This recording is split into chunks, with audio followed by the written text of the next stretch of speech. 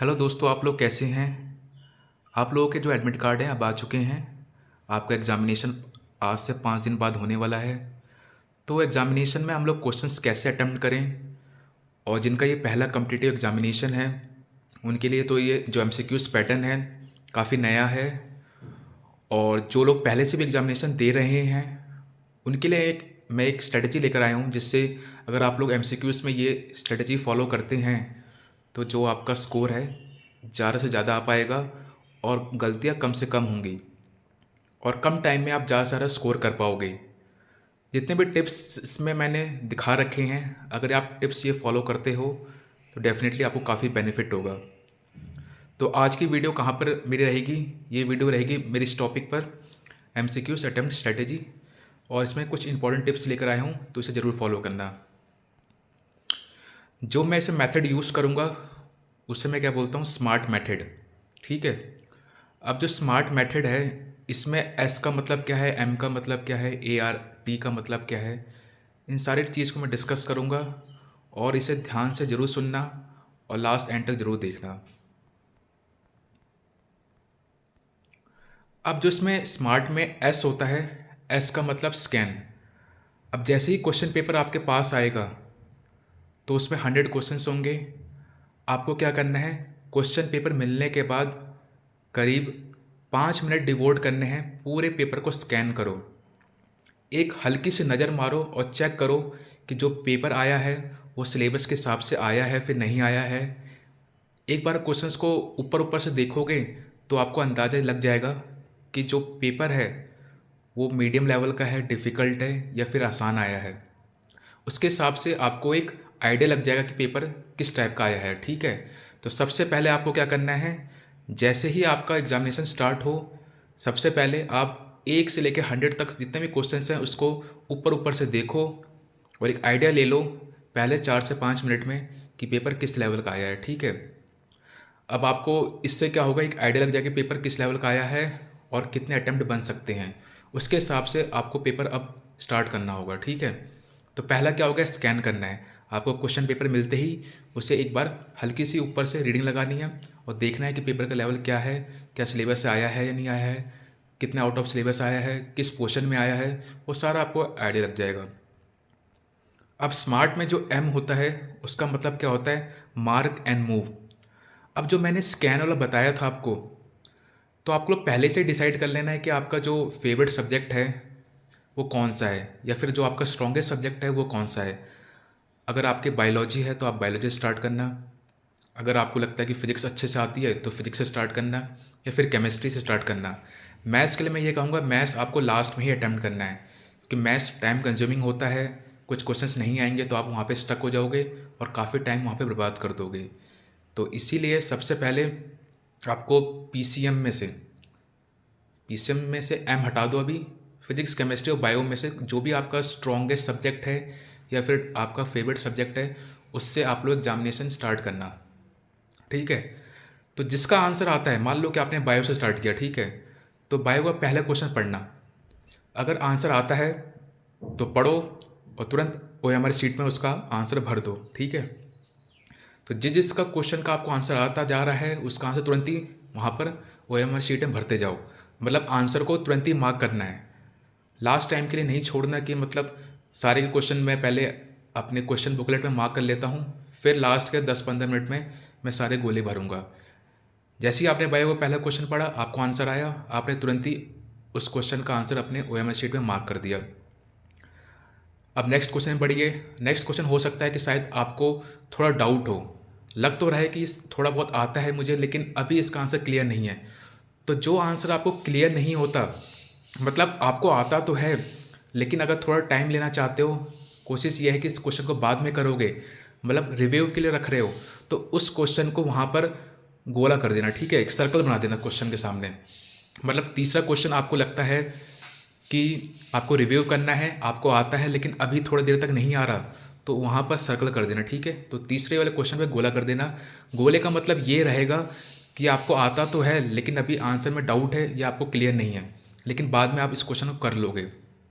जो क्वेश्चन होते जा रहे हैं उसका सीधा आपने ओएमआर शीट में मार्क कर दिया। जिस क्वेश्चन पे थोड़ा बहुत डाउट है लेकिन आप कर सकते हो, उस क्वेश्चन को आपको क्या कर देना है, सर्कल कर देना है, ठीक है। अब फिर नेक्स्ट क्वेश्चन में बढ़ना है। अब नेक्स्ट क्वेश्चन हो सकता है कि आपने पढ़ा, आपको बिल्कुल ही नहीं आता, आउट ऑफ सिलेबस आया हुआ है, तो उसको सीधे क्रॉस मार देना है, ठीक है। क्रॉस का मतलब ये होगा कि ये क्वेश्चन बिल्कुल नहीं पता आपको, इसके ऑप्शन भी समझ में नहीं आ रहे, ये क्वेश्चन कहाँ से आया ये भी समझ में नहीं आ रहा, इसमें क्या करना है आपको खुद नहीं पता, तो ऐसे क्वेश्चन क्रॉस कर देना है। तो कुल मिला के जो आपके क्वेश्चंस डिवाइड होंगे 3 टाइप में हो जाएंगे। पहला क्वेश्चन जो आपको पहले से ही आता है, आंसर पता है, तो आपने उसका ओएमआर शीट में आंसर मार्क कर दिया। दूसरा क्वेश्चन जिसको आपने सर्कल किया है, जिसमें आपको थोड़ा बहुत डाउट है, तो उन क्वेश्चंस को आप गोला कर देना और लास्ट टाइम पर उन क्वेश्चंस को करना। फिर क्रॉस उन क्वेश्चंस को करना है जिनका आपको बिल्कुल नहीं आइडिया कि कहाँ से आया है, क्या क्वेश्चन पूछना चाह रहा है, तो उन क्वेश्चंस को आप सीधे उस क्वेश्चन नंबर के आगे क्या कर देना, अपने क्वेश्चन बुकलेट में क्रॉस मार देना, ठीक है। तो ये स्ट्रेटजी रखनी है मार्क एंड मूव वाली, कि क्वेश्चन करते जाओ आगे बढ़ते जाओ। आ गया तो उसका आपने ओएमआर शीट में टिक कर दिया, नहीं आया तो मार्क करके आगे बढ़ गए, मतलब मूव कर गए। तो ये हो गया मेरा एम का मतलब। अब आते हैं ए का मतलब। ए का मतलब होता है अप्लाई एलिमिनेशन। एलिमिनेशन का मतलब ये होता है कि जब 4 ऑप्शंस दिए जाते हैं आपके पास, तो उनमें कुछ ऐसे ऑप्शंस होते हैं जो दूर दूर तक उस क्वेश्चन से लेना देना नहीं होता, तो ऐसे ऑप्शंस को हम लोग तुरंत ही वहाँ से हटा देते हैं। मतलब कुछ ऐसे वैल्यूज़ दे रखी हैं जो कि एक्सट्रीम वैल्यूज़ हैं, मतलब आपको लग रहा है इसका आंसर 5-6 के आसपास तो आएगा, लेकिन एक ऑप्शन दे रखा है 50 या 100, तो आपको देखते ही लग जाएगा ये तो हो ही नहीं सकता। तो ऐसे ऑप्शंस को आपको एलिमिनेट करना है, ठीक है। तो जहाँ भी एलिमिनेशन लग रहा है वहाँ पे एलिमिनेशन लगाओ, और वहाँ पे कोशिश करो कि आप 1 से 2 ऑप्शंस बचेंगे आपके पास, फिर आप वहाँ पे गैस लगा सकते हो, ठीक है। तो आपको एलिमिनेशन भी करते जाना है। अब आते हैं आर। तो स्मार्ट में जो आर का मतलब होता है रिविजिट। रिविजिट का मतलब दोबारा आना। अभी मैं बताऊंगा आपको चलकर कि जो आपका पेपर है, आपको पेपर 2 राउंड में करना होता है, ठीक है। पहले राउंड में उन क्वेश्चंस को करते हो जो आपको आते जा रहे हैं, मतलब जिन क्वेश्चंस का आपको आंसर पता है, जिसमें टाइम कम लग रहा है, उन क्वेश्चंस को आप तुरंत ही ओएमआर शीट में करते जा रहे हो, ठीक है। अब उन क्वेश्चंस को करने के बाद आपको दोबारा उन क्वेश्चंस पे आना है जिन क्वेश्चंस पे आपने क्या करा था, आपने सर्कल किया था, ठीक है। तो उन क्वेश्चंस को करोगे तो अब वो क्वेश्चंस बनने लग जाएंगे, क्योंकि आपने काफ़ी टाइम 1-1.5 घंटे में ये सारे क्वेश्चंस किए होंगे जो आपको आते हैं। उसके बाद लास्ट के 30-35 मिनट में आप लोग वो क्वेश्चंस करोगे जो आपने सर्कल किए थे। अब होता यह है कि हमारी जो साइकोलॉजी है वो ये कहती है कि मतलब अगर आप क्वेश्चंस अटेम्प्ट कर रहे हो और कोई क्वेश्चन आपने रिव्यू के लिए छोड़ा है, तो वो क्वेश्चन आपके माइंड में साइकोलॉजी में चला जाता है, पीछे आपके सबकॉन्शियस माइंड में चला जाता है, और आपको लगता है यार कि मैं क्वेश्चन ये वाला क्वेश्चन तो सॉल्व कर रहा हूँ, लेकिन जो आपने क्वेश्चन रिव्यू के लिए छोड़ा है वो भी कहीं ना कहीं आपके माइंड में सॉल्व हो रहा होता है।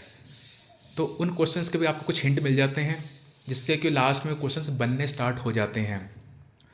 तो ये मेरे साथ तो अक्सर होता है कि अगर मैंने तीसरा क्वेश्चन पढ़ा था और तीसरा क्वेश्चन मैंने आधे घंटे पहले पढ़ा था कि यार उसमें वो पॉइंट पे क्वेश्चन स्टक हो गया था, लेकिन जैसे जैसे मैं और क्वेश्चन सॉल्व करते जा रहा हूँ, साथ ही साथ वो क्वेश्चन कहीं मेरे back of the mind solve हो रहा है, और जैसे ही वो सॉल्व होता है फिर मैं क्वेश्चन पे दोबारा आता हूँ और दोबारा करता हूँ तो हो जाता है।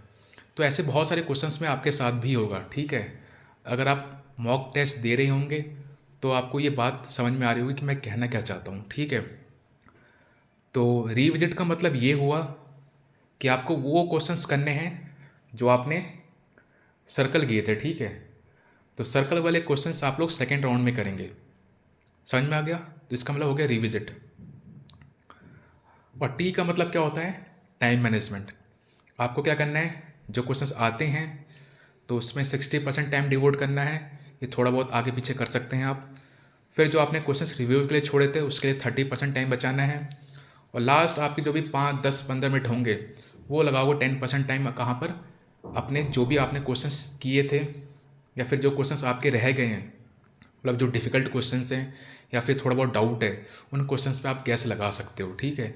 तो इस टाइप से अगर आप टाइम डिवोट करोगे तो आपका पेपर भी सही टाइम पर हो जाएगा। तो ये था आपका स्मार्ट वाला।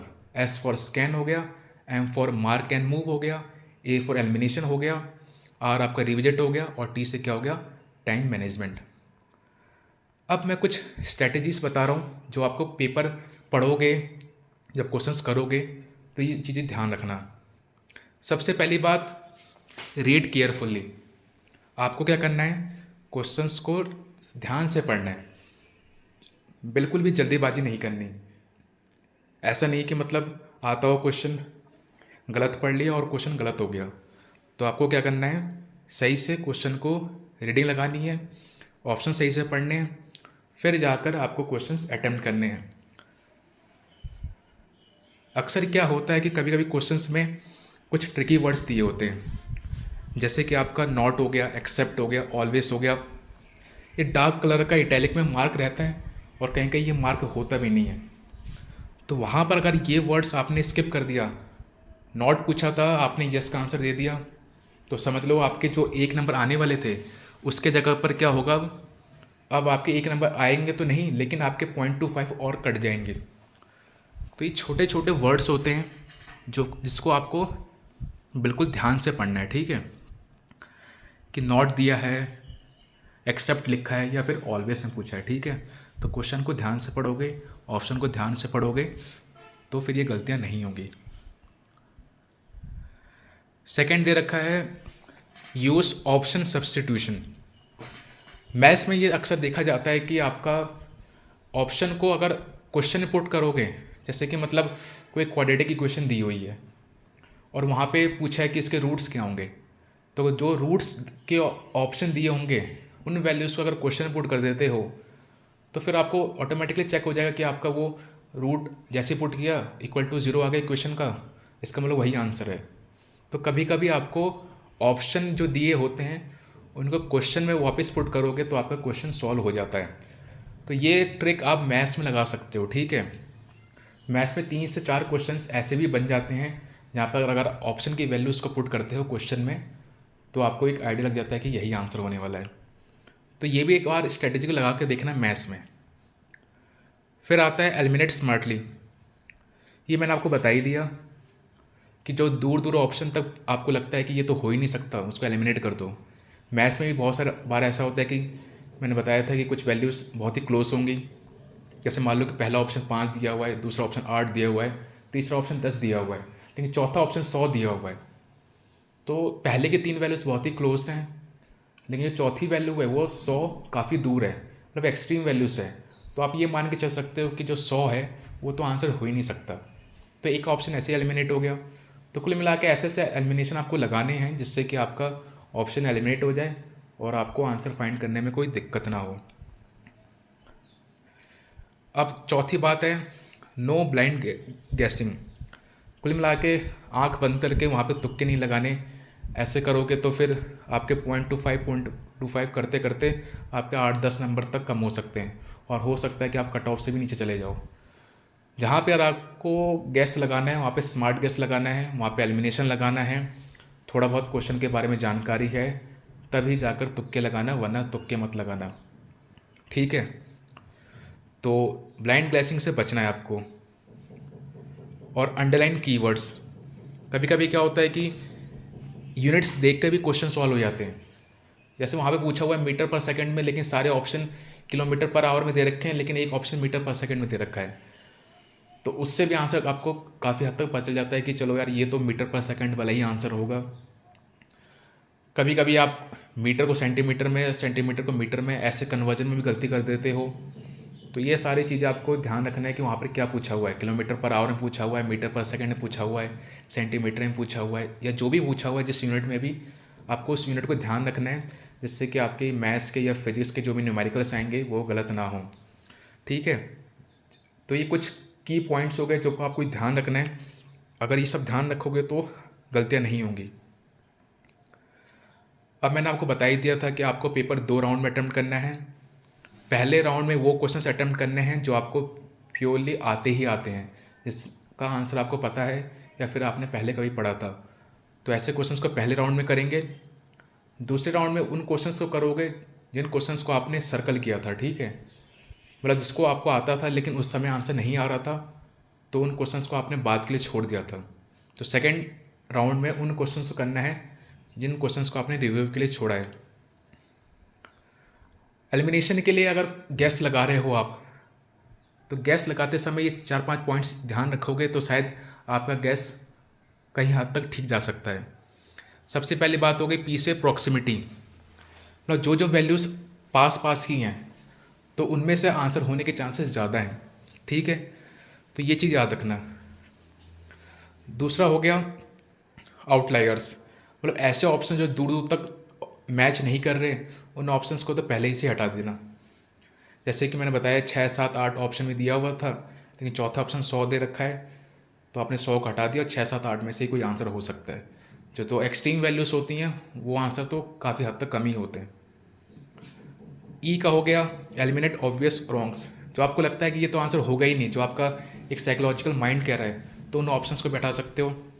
बाकी टी, हो सके तो लॉजिक लगाने की कोशिश करो, कुछ ना कुछ रीजनिंग लगाओ, फिर तुक्का लगाओगे, मतलब तुक्का भी दिमाग लगा के लगाओगे, लॉजिक लगा के लगाओगे तो वो ठीक जाएगा, ठीक है। तो ये सारी चीज़ें थी एलिमिनेशन लगाने के लिए। फिर लास्ट में आपका फाइनल फॉर्मूला, जो कि आपको ध्यान रखना है, अगर ये 3-4 चीज़ें करोगे तो आपका जो स्कोर है ज़्यादा से ज़्यादा आएगा और आप कट ऑफ क्वालिफाई करते हुए इस एग्ज़ाम को सक्सेसफुली पास हो जाओगे। सबसे पहली एक्यूरेसी, जो आता है पढ़ा हुआ क्वेश्चंस कभी गलत नहीं होना चाहिए, सिलेबस से आया हुआ क्वेश्चंस कभी भी गलत नहीं होना चाहिए, ठीक है। तो जो क्वेश्चंस आते हैं उन क्वेश्चंस को ध्यान से करना, जिससे कि आते हुए क्वेश्चंस कभी गलत ना हो। मतलब आपकी जो एक्यूरेसी है, एक्यूरेसी 95 या उससे ज़्यादा होनी चाहिए। साथ ही साथ स्पीड आपको तब मेंटेन हो पाएगी जब आप क्वेश्चन को स्टक नहीं होगे, क्वेश्चन को स्किप करना सीखोगे, ठीक है।